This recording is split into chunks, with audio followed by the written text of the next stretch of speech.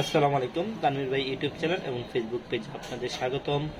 গাজার উদ্দেশ্যে ত্রাণ নিয়ে রওনা হওয়া গ্লোবাল সমুদ ফ্লোটিলায় ইসরায়েলের বাহিনী আক্রমণ করেছে।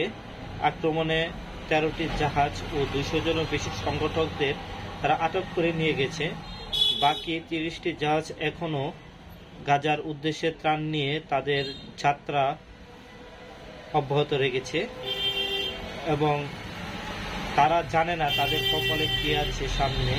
তবুও তারা দখলদার ইসরায়েলের হুমকি এবং আক্রমণ থাকা সত্ত্বেও তারা গাজার দিকে এগিয়ে যাচ্ছে ত্রাণ নিয়ে, গাজার ক্ষুধার্ত মানুষের মুখে একটু হাসি ফোটানোর জন্য।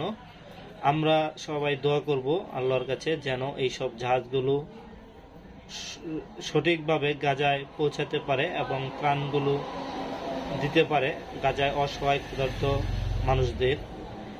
আর আন্তর্জাতিক সম্প্রদায়ের কাছে আমি অনুরোধ করব, গাজার এইসব অমানবিক স্বেচ্ছাচারিতা আন্তর্জাতিক আইন লঙ্ঘন করে কিভাবে একটি আন্তর্জাতিক সংগঠকদের আটকে দিয়েছে, এটার জন্য ইসরায়েলকে কাঠগড়ে দাঁড় করানো এবং তাদেরকে সতর্ক করানো, দরকার হলে তাদেরকে একগড়ে করে দেওয়া। আল্লাহ যেন ইসরায়েলকে ধ্বংস করে দেয়, এই দোয়াটা আমি করি।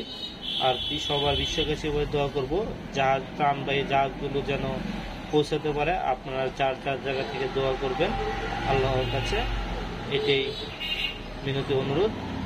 আমিন।